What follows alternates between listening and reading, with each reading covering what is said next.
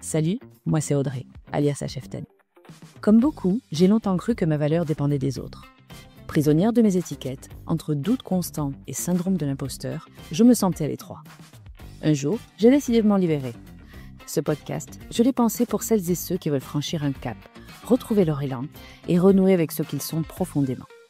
Alors, si toi aussi tu cherches à te reconnecter à ta propre valeur et que tu veux un boost d'énergie positive, c'est parti. Place à l'épisode du jour, bonne écoute. Je suis ravie de te retrouver pour te présenter une de mes amies de jeunesse. Cyrielle, alias Sissy's Cake, bien connue dans le cake design dans les Pyrénées-Orientales. J'ai l'impression d'être un dinosaure lorsque je parle de ma jeunesse, mais oui, elle et moi, on a fait les 400 coups et on se connaît depuis plus de 20 ans. Mais avant cela, je te rappelle que mon premier roman est disponible en librairie. Il s'intitule « Demain sera mieux qu'hier ». Il est publié aux éditions Hugo Stern et si tu veux en savoir plus, tu trouveras un lien d'info dans les notes descriptives de l'épisode. Donc Cyrielle, elle ne se destinait pas à la pâtisserie, elle ne se destinait pas à diriger sa propre entreprise et, à l'époque, encore une référence au Crétacé, c'était plutôt une jeune fille discrète qui avait du mal à dire non et qui a suivi le mouvement recommandé par les profs et par sa famille dans la poursuite de son parcours scolaire. Bref, c'est un grand classique. Cyrielle, c'est donc l'histoire d'une reconversion passionnée et assumée. Avec une formation initiale en secrétariat et comptabilité, elle a travaillé de nombreuses années dans le secteur automobile, tout en nourrissant une passion inébranlable pour la pâtisserie. Ce qui n'était au départ qu'un loisir est devenu une évidence et l'a poussée à voir plus loin. Dans cet épisode, elle nous raconte comment elle a quitté un job alimentaire pour vivre de sa passion, comment elle a eu le courage de tout remettre en cause et comment elle a réalisé son rêve en 2024, ouvrir son propre salon de thé. La cheftaine, le podcast, nouvel épisode, c'est parti. Bonjour Cyrielle. Bonjour Audrey. Ah mais tu as fait des fiches. Mais oui. Tu fais partie des gens qui font des fiches. Oui. J'adore. Donc Cyrielle, bienvenue. Ravie de t'accueillir sur mon podcast. La cheftaine, Merci podcast. à toi pour ton invitation. C'est génial. Et tu fais partie donc de la team des gens aux fiches. Oui. Ça me permet de me... Ah ça tu l'avais pas là la question hein. Ouais. Ça me permet un petit peu de me concentrer, de rien oublier surtout. Voilà. Cyrielle, toi et moi, on réfléchissait là, on en papotait en intro avant d'allumer le micro. Ça fait quoi? On était au collège? En troisième. Ah, donc, voilà, ça rajeunit personne. Donc maintenant, ta fille est née à l'âge que nous avions. Qu'on s'est rencontrés. Ouais. Voilà. Et on est en train de dire qu'elle faisait tourner un bourrique. Mais finalement, ça s'appelle le karma. Hein. Ouais, je pense qu'on se prend le petit revers, le petit revers de la médaille. C'est un peu ça. Donc, Cyrielle, présente-toi. Dis-nous qui tu es, d'où tu viens et ce que tu fais dans la vie, s'il te plaît.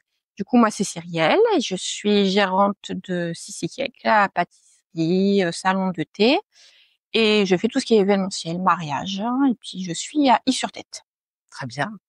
Mais avant la pâtisserie, ce n'était pas ta formation initiale, ton premier métier. Peux-tu revenir un petit peu sur ta carrière professionnelle? Alors, c'était pas du tout mon métier, on était carrément à l'opposé. J'étais secrétaire commerciale dans l'automobile.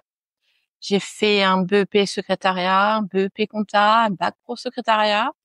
Et voilà, pendant 6 ans même, 6 ans, en tant que secrétaire commercial.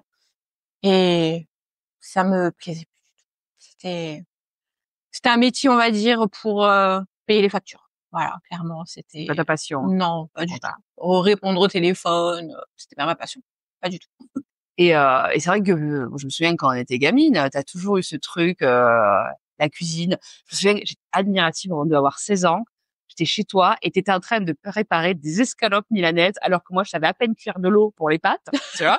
J'ai cette scène où je te vois là faire tes trucs avec ta viande. Je dis, mais elle fait quoi? Qu'est-ce qu'elle cuisine, la dame? Qu'est-ce qu'elle nous fait? Et c'est vrai que t'as toujours eu cette appétence sur la création culinaire.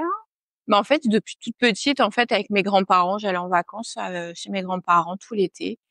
Et ce qu'on a appelé une mamie gâteau, en vrai, voilà. Et papy gâteau aussi, parce que ils me faisaient tout le temps à manger.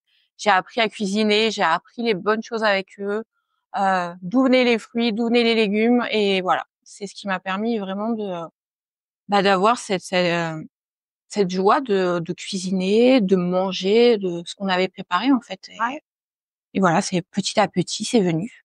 Et à quel moment tu t'es dit, j'ai pas envie que ça reste un plaisir qu'un plaisir personnel et j'aimerais m'aiguiller dans ce domaine-là. Quel moment tu lâches le secrétariat pour Qu'est-ce qui s'est passé? Alors, ce qui s'est passé, c'est que j'ai eu ma 2e fille et j'ai pris donc un congé maternité pendant 3 ans. Ah, Et congé donc, parental, ouais. voilà, pendant 3 ans. Et du coup, je pâtissais beaucoup, je faisais beaucoup à manger pour mes enfants, pour mon mari. Et c'est venu de me dire, mais j'ai pas envie de retourner au travail, en fait. J'ai pas envie de revoir cette routine 8h, 18h et de laisser mes enfants. Et j'avais envie de prendre du plaisir parce que clairement, quand j'allais au travail, j'avais la boule au ventre. Il y a des fois où je pleurais. Ah oui, t'es vraiment là, quoi. Ouais, j'étais vraiment au burn-out total où, clairement, on n'était pas reconnus dans notre travail. Et j'avais envie d'autre chose, de m'épanouir dans ma vie. J'étais jeune encore, donc C'est pas vieille, hein, encore non, je suis aujourd'hui. pas vieille encore, non. Mais voilà, je me suis dit, c'est pas C'est maintenant ou maintenant, jamais, voilà, quoi. c'est maintenant ou jamais. Si OK. je le fais pas, je le ferai jamais. Donc c'est venu de là où en fait j'ai fait les 2 en même temps. Parce que j'allais dire, tu Ouais. faisais pendant un certain temps, t'étais secrétaire le jour, pâtissière la nuit. Mais en fait c'est ça. Je rentrais le soir, je m'occupais de mes enfants, je les couchais et de là je pâtissais jusqu'à minuit, 1h du matin. Et le matin on se relevait à 7h pour aller au travail qui nous nourrit. Et voilà, ça s'enchaînait comme ça. Les week-ends, pareil, j'avais des commandes de gâteaux, donc je les faisais jusqu'au jour où il a fallu faire un choix. Donc oui, c'était un petit peu en dilettante au début, et Ouais. puis finalement, ça a pris tellement d'ampleur qu'il a fallu. C'est ça, je pensais pas que ça allait prendre de suite en fait. Ouais. C'était et à Ça a combien de l'époque, temps, ça? il y a 10 ans, ça va oui, faire déjà, 10 ans. ouais. Là, au mois de mai, 10 ans déjà. Et c'est vrai qu'il y a 10 ans en arrière, dans le département, il y avait pas non plus C'est ça en fait. énormément d'offres, quoi. C'est pour ça que je pense que ça a marché de suite parce que c'était quelque chose de nouveau, quelque chose qui venait d'ailleurs. Les gens avaient pas l'habitude de voir. Donc de suite, ça a fonctionné. Les gens étaient Je dis pour l'audience, tu ne fais pas que des millefeuilles et des cookies, hein, c'est des Non. gâteaux événementiels, les fameux Voilà. wedding cakes. Les tout ça. wedding cakes, les gâteaux à l'américaine, on va dire. Voilà. Et maintenant, un peu plus, tout ce qui est pâtisserie un peu plus créative, on va revisiter les classiques. Voilà. J'aime bien apporter ma petite touche perso, ma petite touche féminine. Et ton CAP pâtisserie, tu l'as passé il y a 10 ans aussi? Il y a 9 ans, OK. en candidat libre. Ça a dû être sport aussi. Ouais. Parce que tes filles étaient vraiment petites à ce Elles moment-là? étaient petites. La plus petite avait 3 ans.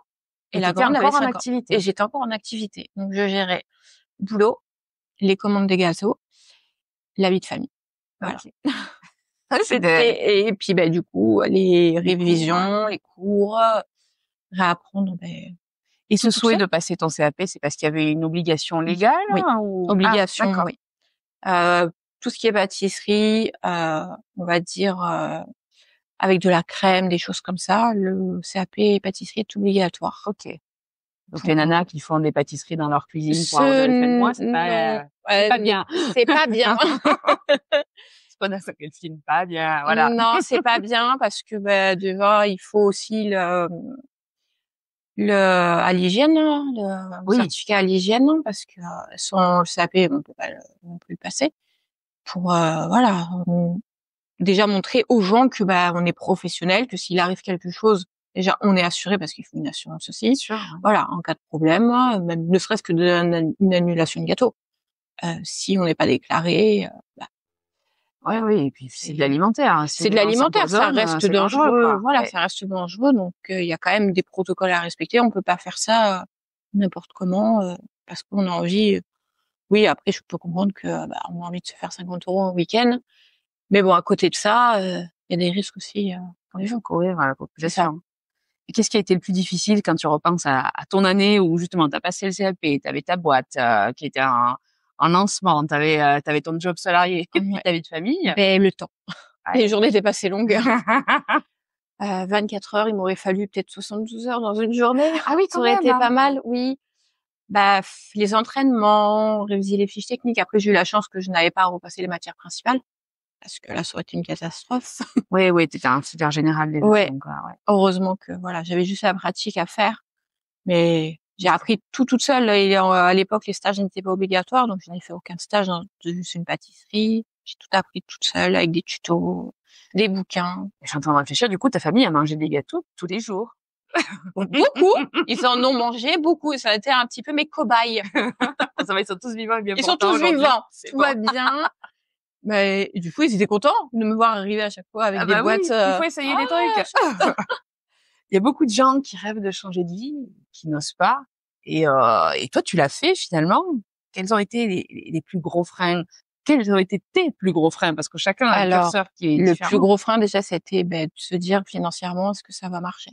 Ouais. Parce qu'on a une famille, on a un crédit maison à payer, voilà. C'est compliqué de se dire si j'y arrive pas, Qu'est-ce qui se passe? qu'est-ce qui se passe financièrement? Est-ce que je vais réussir à nourrir mes enfants? Clairement, voilà.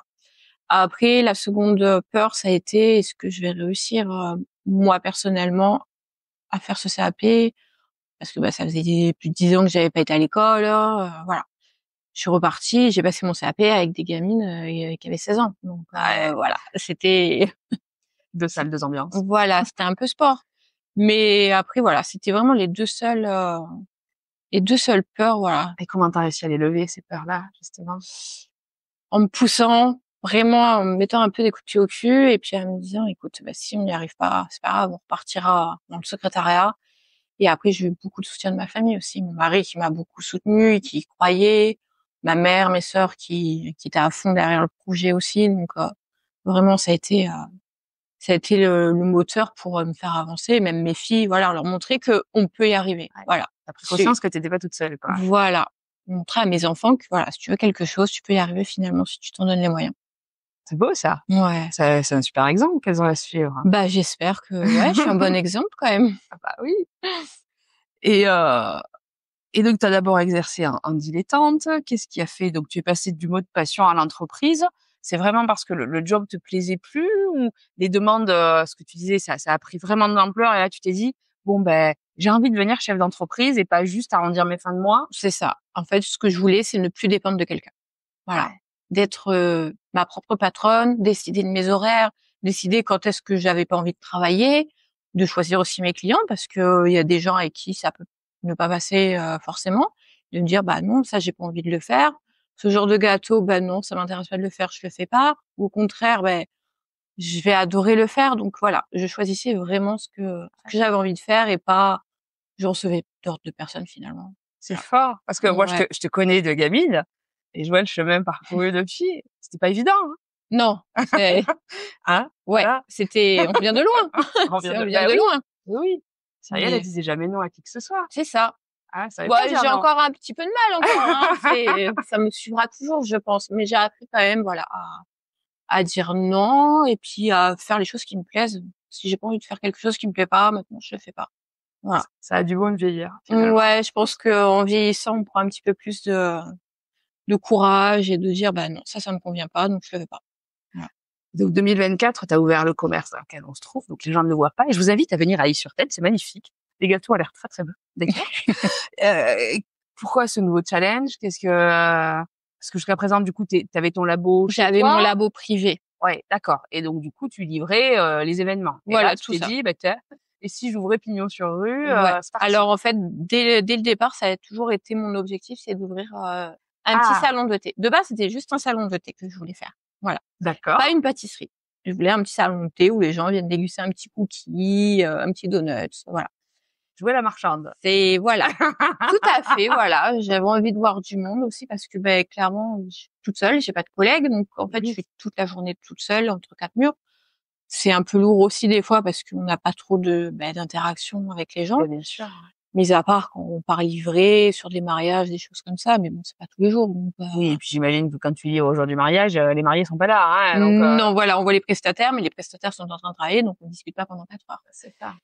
Donc ouais, dès le départ, de toute façon, j'avais envie de faire ça. Et puis petit à petit, voilà, c'était pas le moment, je pense encore. Et là, j'ai eu l'occasion en trouvant ce local qui s'est libéré. Ah, parce qu'il est magnifique, hein. Ouais, il Vraiment. s'est libéré en fait pile au moment où j'ai dit si je fais pas cette année, j'arrête. Alignement des planètes. Ouais. Ah ouais. Et je suis passée devant, et je l'ai vu et j'ai dit allez feu, Signe. c'est pour moi. Puis comme tu me disais, il est à 3 pas de chez toi. C'est ça, je suis littéralement, à quoi. 20 mètres de la maison. Donc c'est parfait pour les enfants, même si maintenant elles sont grandes, mais voilà, ça reste des enfants qui ont besoin de maman. Donc elles passent, elles sont là. S'il arrive quelque chose, je suis à côté de la maison. Je peux entrer entre midi et 2. Voilà, ça reste quand même un sacré avantage. Et le fait que ce soit un commerce donc ouvert au public, ça t'attache aussi à des horaires. Est-ce que ça a changé ton fonctionnement? Ah oui, justement là complètement. En étant dans un labo privé en travaillant que sur commande, j'arrivais à gérer mes horaires en me disant, bah là, de telle heure à telle heure, je travaille. Par exemple, le mercredi après-midi, je prenais le mercredi après-midi pour être avec mes enfants. Là, je suis ouverte du mardi jusqu'au dimanche midi. Donc, Ah ouais, ça change ça. là, voilà. Ça a changé radicalement les horaires, mon fonctionnement. C'est beaucoup plus intensif.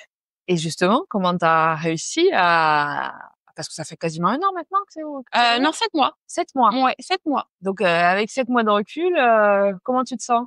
Fatiguée. Fatiguée parce qu'on pensait pas que ça allait prendre une ampleur comme ça, en fait. Voilà, comme je disais, je pensais faire un petit savon thé tranquille avec, en faisant des petits cookies. Mais au final, les gens, sont attachés au lieu et viennent, j'ai beaucoup d'habitués et les gens viennent chercher de la pâtisserie fraîche et faite maison. Donc, du coup, je suis tout le temps en train de fabriquer, d'essayer de nouvelles choses, pour faire plaisir aux gens. Et du coup, les horaires, là, on les compte. Ah, mais tu rayonnes en On disant les, ça oui. en plus. Non, mais ça se voit. T'es Ouais, pas mais fatiguée, ça se non, voit pas en tout cas. non, je suis fatiguée, physiquement parce que d'être toute la Sacré journée rythme, debout, tout ça. Là, avec Pâques, j'ai pas eu de jour de repos parce que j'ai ouvert le lundi, j'ai enchaîné hier, ouvert le dimanche. Mais après, voilà, c'est une fatigue, on va dire, une bonne fatigue parce que on donne de la joie aux gens et puis on travaille pour nous. Ouais. Voilà, je suis pas fatiguée pour un patron. Je suis Oui, fatiguée pour moi. c'est ça. Et Voilà. c'est réconfortant. C'est une certaine fierté aussi, je pense, quand Ouais, et même. puis quand on voit les gens qui nous remercient, qui passent juste des fois la tête par la porte et nous dire ah c'était super le gâteau qu'on a commandé hier, merci, on s'est régalé. C'est voilà, ça remet un petit coup de boost et c'est reparti en fait. Ah, t'as d'impact pour Ouais. les gens. Gérer une entreprise et être pâtissière, c'est quand même 2 choses différentes. Bon, l'administratif, je pense que ça n'a pas de secret pour toi, hein. T'es la pro Non du mais secrétariat. Mais cet écart entre la créativité que tu exprimes en pâtisserie et l'administratif, ta casquette de chef d'entreprise, tu arrives à concilier? c'est compliqué. Ouais. Ça reste compliqué parce que l'administratif, clairement, j'ai eu une overdose avec mon travail.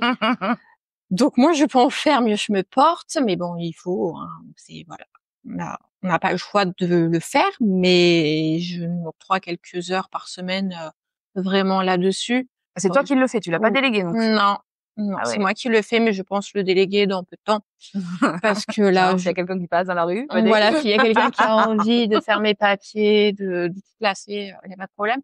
Mais non, ouais, je pense déléguer en fait à quelqu'un parce que ça devient un petit peu trop intensif. Je préfère faire des gâteaux que faire des papiers. C'est Mais c'est bien, si t'arrives au stade où tu peux, oui, tu as la possibilité de déléguer et de concentrer sur là où est ta plus-value et ta valeur ajoutée. c'est ça parce que clairement pour moi ça sert à rien de faire des papiers. C'est une Pas le choix, perte de temps. C'est Bah, on en parlait en intro, hein, c'est pas, oui, hein, 2 salles, 2 ambiances, non, c'est ça là, c'est pas du tout pareil quand il faut se poser pour faire les comptes, pour les factures, tout ça. c'est important, mais je veux dire qu'il y a, Oui, effectivement il faut. l'archivage à proprement parler. Voilà, il faut le faire puisque sinon, ça marcherait pas. Mais si je peux ne pas le faire, je le fais pas. La pâtisserie, c'est un métier exigeant, donc on parlait des horaires, on parlait de la précision, la gestion des matières premières, l'accueil de la clientèle. Maintenant, quel est le plus gros défi du quotidien pour toi? Garder, on va dire la même ligne en fait, le même que les gens retrouvent tous les jours la même saveur. Pas la même saveur, mais comment dire, la Qualité? la même qualité tous les jours en fait. Voilà, toujours être au top. Ouais, alors la constance de la qualité. Voilà, C'est pas si évident. aujourd'hui ils viennent manger un chou par exemple là et que dans une semaine ils reviennent, je veux qu'ils retrouvent la même saveur, qu'ils retrouvent la même qualité qu'il y a une semaine. À se dire ah bon en fait c'était meilleur il y a une semaine, maintenant Ouais, ça commence un petit peu à descendre au niveau qualité. C'est ce que je veux pas. Après on est des êtres humains, il y a des erreurs qui peuvent être faites, voilà. Mais j'essaye de garder vraiment une bonne ligne de conduite là-dessus et puis faire toujours plaisir aux gens. Ça, c'est le plus gros challenge, voilà, que les gens soient toujours contents, avec le sourire. c'est pas évident. Non. Entre nous, est-ce que tu arrives encore à prendre du plaisir en pâtissant? Oui. Ouais. Ouais, toujours. Et comment tu fais pour garder ta taille 38-40 en pâtissant toute la journée? Alors, tout le monde se demande et me dit, ah, tu dois manger beaucoup de gâteaux. Eh ben, en fait, non, pas du tout. Je n'en mange quasiment pas.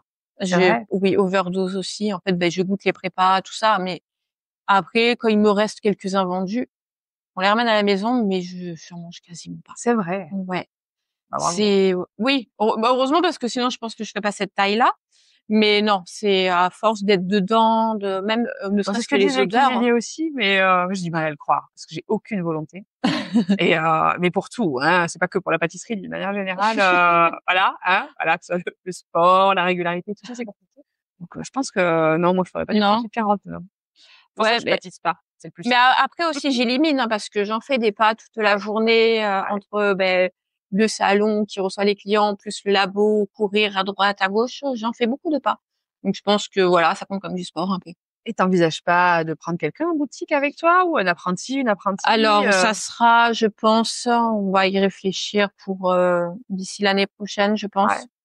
Ouais. Là, j'ai une petite stagiaire, une dame qui se reconvertit aussi en pâtisserie. Ok. Je l'ai eu pendant 1 mois et demi et j'avoue que ça m'a fait énormément de bien. Ouais. Voilà, une aide, ne serait-ce que pour les petites choses en fait, qui paraissent insignifiantes mais qui prennent énormément de temps à faire. Ne serait-ce que éplucher les pommes, voilà. J'ai horreur d'éplucher. Ah ouais, je comprends. Voilà, c'est très long en fait. C'est des tâches, bon, on va dire un peu pas ingrates, mais Mais faut les faire, quoi. faut les faire pour faire le gâteau. Mais c'est parce que je préfère, voilà, Oui, éplucher les pommes. j'imagine C'est bien. voilà, je préfère après la créativité, voilà. Mais je pense oui, essayer de prendre quelqu'un, ne serait-ce qu'à mi-temps peut-être, pour les grosses journées, Ouais, quand pour me il y a soulager besoin, un pour peu, soulager oui. un peu. Si je devais résumer ton parcours en un seul mot, lequel serait-il? Mmh. Je te vois zioter tes anti-sèches. C'est pas Non, trop regarde, il est à Ah mon bon, téléphone. ça va. Non, je dirais l'audace, d'avoir essayé en fait, Ouais. et puis d'y être arrivé, de se dire, j'ai voulu faire ce que j'avais envie de faire et j'y suis arrivée. Voilà, il faut croire, des fois, même si tout n'est pas réuni au bon moment, Ouais. Oui, parce que faut une pas période attendre que de tout doute, soit quoi. parfait. Ouais. Sinon, on se lance jamais. Parce que tout n'est pas parfait encore, mais voilà. Mais comme tu dis, t'as l'audace d'y aller et Voilà. puis on fait des Je ajustements dis: «On après. verra bien». Ouais. Voilà, on verra. Si tu pouvais donner un conseil à quelqu'un qui rêve de faire de sa passion son métier, mais qui hésite encore, ce serait quoi? De foncer, d'y aller vraiment à fond et on n'a qu'une vie finalement et il faut la vivre heureux parce que c'est pour, arriver à 70 ans et se dire: «Bah mince en fait, j'ai pas été heureux dans ma vie, j'ai des regrets, voilà, j'aurais peut-être dû le faire». Bah, il faut le faire, vraiment. Et puis si on échoue, on échoue, mais au moins on aura essayé. Voilà, c'est vraiment, Ouais, il faut. c'est une Il belle faut. philosophie. Bon, on n'a pas encore toutes les 2 soufflé nos 40 ans. Non, pas Non. encore. Tu te vois où toi dans 5 ans? Toujours là, enfin toujours dans cet univers. Peut-être dans une autre boutique, plus grande, avec, peut-être, ouais, une employée, ça serait bien. Mais ouais, toujours dans cet univers-là, j'espère. Toujours aimer, vivre de ma passion parce que c'est pas donné à tout le monde de vivre de sa passion. Non. Donc ouais, non, toujours ici, peut-être plus grand, ailleurs, mais toujours, dans la Dans la pâtisserie. pâtisserie. On est arrivé au bout des questions que je t'avais envoyées. Là, tu n'as plus d'anti-sèche. Oh! 4 questions, réponse du tac au tac. Ouh là! Cyrielle, quelle est ton héroïne dans l'histoire et pourquoi? Moi? Moi? Moi, parce que, j'ai surmonté beaucoup d'épreuves, j'ai eu beaucoup de bâtons dans les roues, j'ai eu beaucoup de gens aussi qui n'y croyaient pas forcément et je me dis: j'y suis arrivée, je leur ai montré que je pouvais. Donc voilà. Bah, tu raison. Ouais, enfin, je veux dire, la vieille copine que je suis, je suis très fière de la personne que tu es devenue aujourd'hui. Merci Vraiment. beaucoup. Quelle faute t'inspire le plus d'indulgence? Quelle faute! 0 indulgence, allez tous vous faire voir? Non. Ouais, c'est ça. Non, non, non, je suis assez quand même, je pardonne pas mal de choses. Heu, Franchement là, quelle faute? Je sais pas.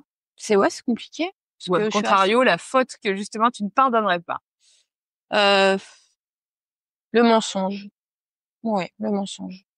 Parce que j'estime qu'on peut être honnête et puis, parce que le mensonge des fois fait plus mal que la vérité finalement. Donc, ouais, le mensonge. Mmh. Bon, tu es plutôt de la team Charlotte aux fraises ou moelleux au chocolat? Charlotte aux fraises. Et pourquoi? J'adore les fraises.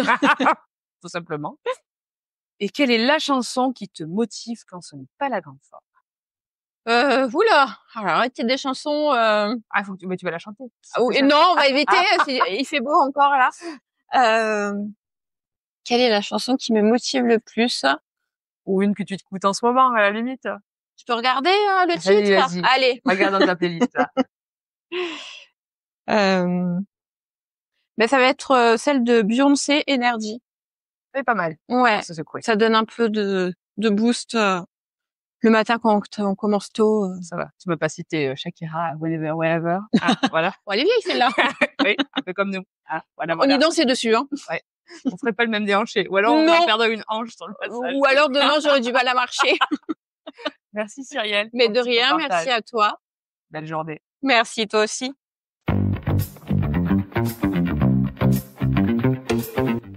Merci d'avoir écouté cet épisode jusqu'au bout. J'espère que tu repars avec de l'inspiration et de nouvelles perspectives pour avancer avec confiance. Si cet épisode t'a plu, pense à t'abonner pour ne rien manquer des prochains. Et surtout, n'hésite pas à laisser un avis plein d'étoiles sur ta plateforme d'écoute préférée. C'est le meilleur moyen de soutenir le podcast et de faire grandir notre belle communauté. On se retrouve très vite pour un nouvel épisode, toujours aussi décalé et inspirant. À bientôt dans la Cheftaine.